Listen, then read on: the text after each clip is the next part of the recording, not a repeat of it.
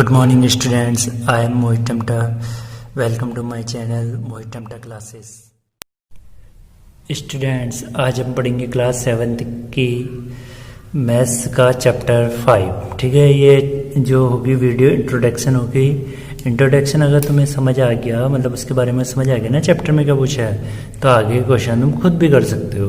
तो इंट्रोडक्शन देखना ज़रूरी है। तो चैप्टर का नाम है रेखा एवं कोण, लाइन एंड एंगल्स। ठीक है, तो देखो रेखा खंड क्या होता है। पहले छोटी छोटी बेसिक चीज़ें जो होती है ना, वो चीज़ पता होनी चाहिए।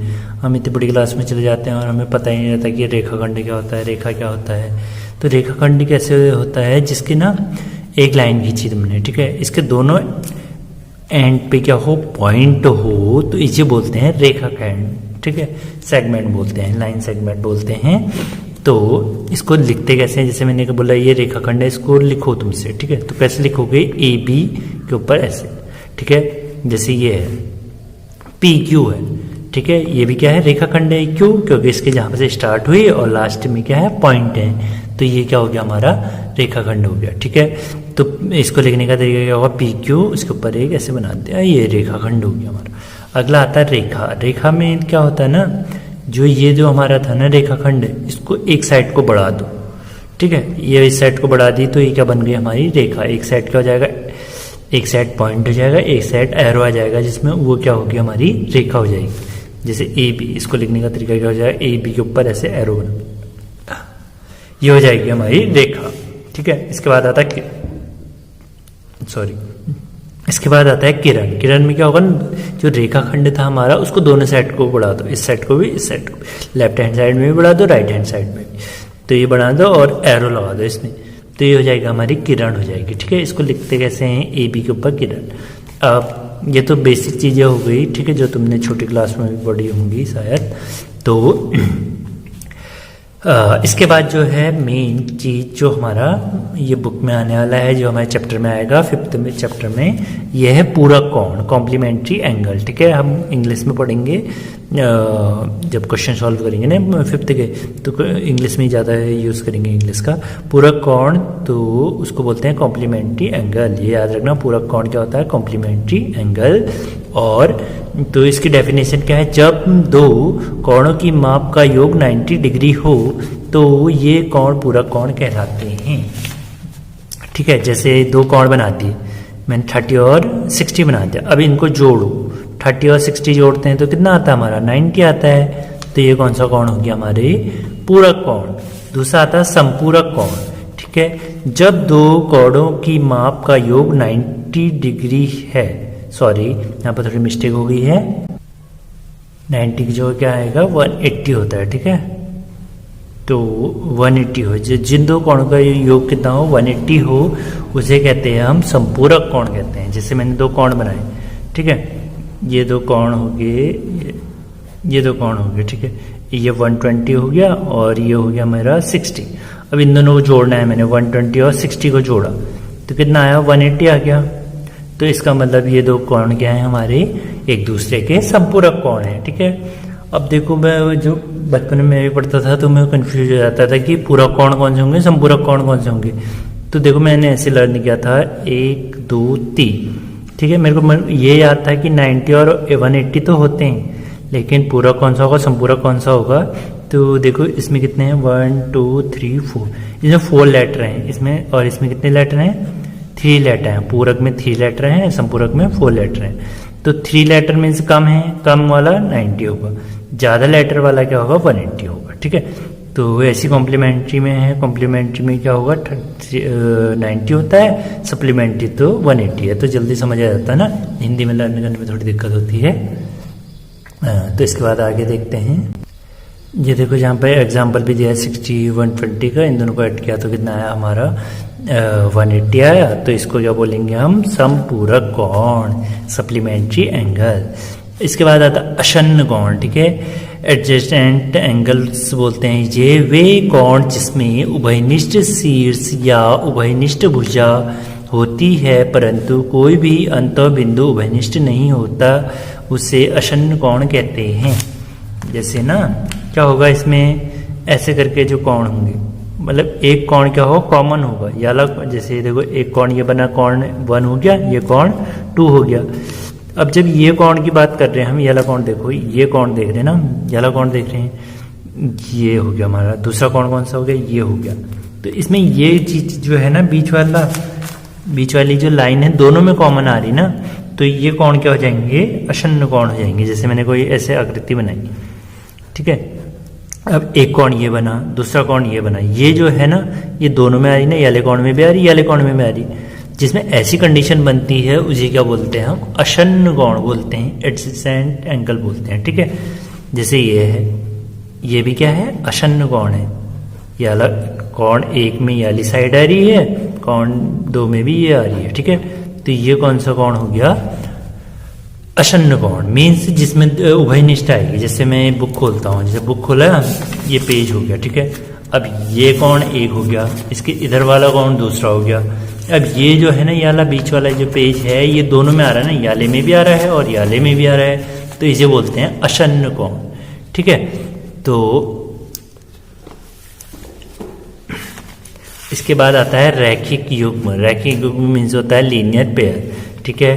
तो ऐसे अशन्न कोणों के युग्म जिनकी वे भुजाएं जो उभयनिष्ठ नहीं है, विपरीत दिशा में होती हैं। अब जो होंगी ना, जैसे ये है, अब ये तो उभयनिष्ठ हो गई, कॉमन हो गई ना ये। जैसे एंगल 1 की बात करें, ये एंगल 1 हो गया हमारा, वाला एंगल 1 हो गया, ठीक है। ये छुपा देंगे तो ये क्या हो गया, कोण 1 हो गया। इसको छुपा देंगे तो ये कोण 2 हो गया, ठीक है। तो जो उभयनिष्ठ नहीं है, उभयनिष्ठ तो ये है, कॉमन तो ये है, ये और ये उभयनिष्ठ नहीं है, इनकी दिशा क्या होगी, विपरीत होगी बोल रहे हैं, ठीक है। तो ये कौन से कोण हो गया हमारे, रैखिक युग्म। या फिर रेखा, एक रेखा में बनने वाले कोण भी कह सकते हो। जैसे एक रेखा खींची हमने, ठीक है, एक सीधी रेखा खींच दी, इसमें जो कोण बनेगा वो क्या होंगे, रैखिक युग्म। मीन्स जो 180 की लाइन होती है, उसमें जो एंगल बनते हैं वो क्या होते हैं हमारे, रैखिक युग्म होंगे। जैसे ये है, ठीक है, एक एग्जांपल ये लेते हैं, इसको 1 दे दिया कोण, इसको दे दिया कोण नंबर 2 दे दिया, ठीक है। अब ये क्या रैखिक युग्म में है, नहीं, क्यों, क्योंकि ये सीधी लाइन में नहीं बनने। अगर ये सीधी लाइन में बनते ऐसे करके, तो ये क्या हो जाते, रैखिक युग्म कोण हो जाते। बट ये कौन से कोण है, अशन्न कोण। क्यों, क्योंकि आली भुजा दोनों में आई ना, कोण 1 में भी आ रही है आली भुजा, कोण 2 में भी यही भुजा आ रही है, तो इसे बोलते हैं अशन्न कोण, ठीक है। इसके बाद अगला कोण देखते हैं, शीर्षाभिमुख कोण। शीर्षाभिमुख कोण की देखो डेफिनेशन, यदि दो रेखाएं एक दूसरे को प्रतिच्छेदित करती हैं तो विपरीत कोण शीर्षाभिमुख कोण होते हैं। जैसे कहीं पर दो लाइनें एक दूसरे को काट रही हैं, ठीक है, प्रतिच्छेदित मतलब एक दूसरे को काट। अब जो विपरीत कोण, ये कोण इस कोण के, ये वाला कोण इस कोण के बराबर, जैसे चित्र में देखते हैं, ये कोण जो है जैसे एक दूसरे को काट रही है ना, एक दूसरे को प्रतिच्छेदित कर रही है, ये कोण किसके बराबर होगा, इसके। मीन्स कोण 1 किसके बराबर होगा, कोण 3 के। कोण 1 इक्वल कोण 3, ठीक है, एंगल 1 इक्वल एंगल 3। और ये एंगल किसके बराबर होगा, एंगल 4 के। एंगल 2 इक्वल एंगल 4 हो जाएगा, ठीक है। आई होप समझ आ गया होगा इंट्रोडक्शन। इसके बाद हम एक्सरसाइज करेंगे 5.1। स्टूडेंट्स हम पढ़ेंगे क्लास 7th की एक्सरसाइज 5.1। इसका फर्स्ट क्वेश्चन कह रहा है, निम्नलिखित कोणों में प्रत्येक के पूरक कोण ज्ञात कीजिए। पूरक कोण पीछे में वो इंट्रोडक्शन में पढ़ाया था। पूरक कोण क्या होते हैं, कॉम्प्लीमेंट्री एंगल, ठीक है। देखो फॉर्मूला क्या होता है, complementary angle equal 90 minus given angle, मतलब पूरक कोण बराबर 90 माइनस दिया हुआ कोण। अब जैसे यहाँ पर है दिया हुआ कोण कितना है, 20 है, तो कॉम्प्लीमेंट्री ऑफ 20 जो कोण दिया है उसका पूरक वो क्या हो जाएगा, 90 माइनस गिवन, ये है ना, ये फॉर्मूले में रखना है। कॉम्प्लीमेंट्री एंगल में क्या आ जाएगा, complementary of 20 90 minus given angle 20, तो 90 में 20 माइनस करेंगे 70 जाएगा आंसर हमारा, ठीक है। इसके बाद सेकंड में है 63 का एंगल बनाया, कॉम्प्लीमेंट्री ऑफ 63 90 माइनस 63, मतलब कॉम्प्लीमेंट्री एंगल में क्या करना है, सबको जो कोण तुम्हें दिया होगा ना उसको 90 से माइनस कर देना है, ठीक है, आंसर आ जाएगा। इसके बाद इसका थर्ड क्वेश्चन 57 है, तो कॉम्प्लीमेंट्री ऑफ 57 इक्वल 90 माइनस 57 तो 26, ठीक है, सिंपल है क्वेश्चन। इसके बाद इसका सेकंड पार्ट करते हैं। सेकंड पार्ट में बोल रहा है कि सेकंड क्वेश्चन में बोल रहा है निम्नलिखित कोणों में से प्रत्येक के संपूरक को क्या बोलते हैं हम, सप्लीमेंट्री में जैसे हमने इसमें कॉम्प्लीमेंट्री में क्या करा था, 90 से माइनस किया था ना, तो उसमें किससे करते हैं, सप्लीमेंट्री में 180 से। देखो कैसे करते हैं। तो पीछे मैंने हिंदी में डेफिनेशन लिखी थी, वही डेफिनेशन यहाँ पर लिखी है। देखो इंग्लिश में क्या होगा, if sum of two angles 180 then they are called supplementary angles. Oh sorry, उससे पहले इसका सेकंड पार्ट देखो। सेकंड पार्ट में क्या करना है, जितने भी एंगल है ना इनको 180 से माइनस करना, ठीक है। जैसे हमने फर्स्ट क्वेश्चन किया था ना, फर्स्ट क्वेश्चन में हमने किससे माइनस किया था, 90 से माइनस किया था। इसमें 180 से माइनस करना, 180 से माइनस करते रहना, आंसर आ जाएंगे, ठीक है। कोई ज़्यादा टफ काम नहीं है। इसके बाद देखो थर्ड क्वेश्चन में बोला है कि निम्नलिखित कोणों निम्नलिखित युग्मों में से पूरक और संपूरक में पृथक कीजिए। यहाँ पर एंगल दिए हुए हैं, इनको संपूरक और पूरक, कौन सा संपूरक है कौन सा पूरक है, इसमें बांटना है, ठीक है। तो कह रहा है if the sum of two angles is 180 then they are called supplementary angles. अगर क्या होता है, दो एंगलों का सम, दो कोणों का जोड़ आता है 180 आता है, तो ये हम सप्लीमेंट्री एंगल बोलते हैं, संपूरक कोण बोलते हैं।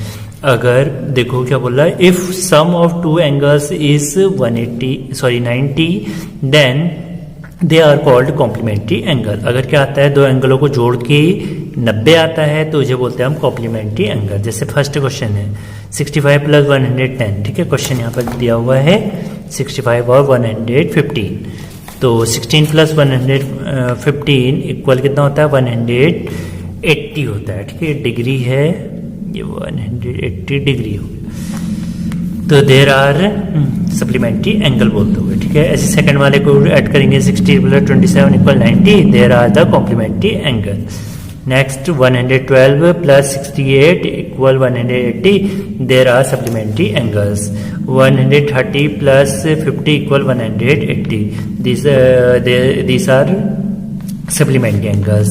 45 + 45 90, these are the complementary angle. मतलब जिसको जोड़ के अगर 90 आ रहा है तो कॉम्प्लीमेंट्री लिख दो, 180 आ रहा है तो सप्लीमेंट्री लिख दो, ठीक है।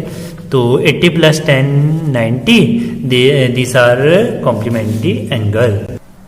फोर्थ क्वेश्चन में कह रहा है ऐसे कोण ज्ञात कीजिए जो अपने पूरक के समान हो। तो इसको कैसे करेंगे, देखो क्वेश्चन में बोल रहा कि हमने पूरक के समान हो ना, तो पूरक के समान होंगे तो दो एंगल इक्वल होंगे, तो हम क्या लिखेंगे, let one of the two equal complementary angle be x. मतलब जो इक्वल एंगल हैं वो क्या है, दोनों एक्स हैं। तो एक्स दो कॉम्प्लीमेंट्री एंगल जो होते हैं, कॉम्प्लीमेंट जो होते हैं वो क्या होते हैं, उनको ऐड करके 90 आता है। तो दोनों एंगल सेम होंगे तो x + x मान लिया, ठीक है। तो x ऐड करके कितना आ रहा है, 90 आ रहा है। x कितना होता है, 2x होता है। 2 यहाँ मल्टीप्लाई में, दूसरे ऐड किस में जाएगा, डिवाइड में। डिवाइड में जाएगा, डिवाइड करेंगे 45 आंसर आ जाएगा। तो दोनों सेम एंगल जिनको जोड़ के 90 आए वो कितना होगा, 45। वैसे भी हम कॉमन सेंस लगा सकते हैं कि 45 और 45 को हम ऐड करेंगे 90 आएगा, ठीक है।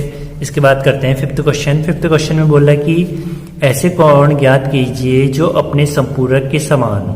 अब पहले पूरक पूछा था ना, तो हमने ऐड करके कितना लाना था, 90 लाना था। अब ऐड करके लाना है 180। देखो कैसे होगा, let x be two equal angles of its supplementary. मतलब माना कि x क्या है, दो इक्वल एंगल हैं जो क्या है, सप्लीमेंट्री है। सप्लीमेंट्री मीन्स संपूरक है, सप्लीमेंट है। देयरफॉर क्या हो जाएगा, x + x, दोनों एंगल बराबर होने चाहिए ना। तो हमें पता है कि जो सप्लीमेंट होते हैं वो क्या होते हैं, उनका जो योग आता है 180 आता है, उनको ऐड करके 180 आता है। तो x + x = 180, तो 2x = 180, x इक्वल क्या हो जाएगा, 180/2। मल्टीप्लाई में तो डिवाइड में चल जाएगा, डिवाइड में जाएगा 2 से 180 को डिवाइड करेंगे 90 आ जाएगा, ठीक है। तो क्या आ जाएगा, 10 90 इज इक्वल इट्स सप्लीमेंट्री। वैसे भी हम कॉमन सेंस लगाएंगे, किस किस को ऐड करके 180 आएगा। तो 90 + 90 करेंगे तो क्या आएगा, 180 आएगा। इससे हमें यह पता चल जाएगा कि वो एंगल जो अपने संपूरक के समान है वो क्या हो जाएंगे, 90 डिग्री। आई होप सभी को समझ आ गया होगा। Thank you, bye.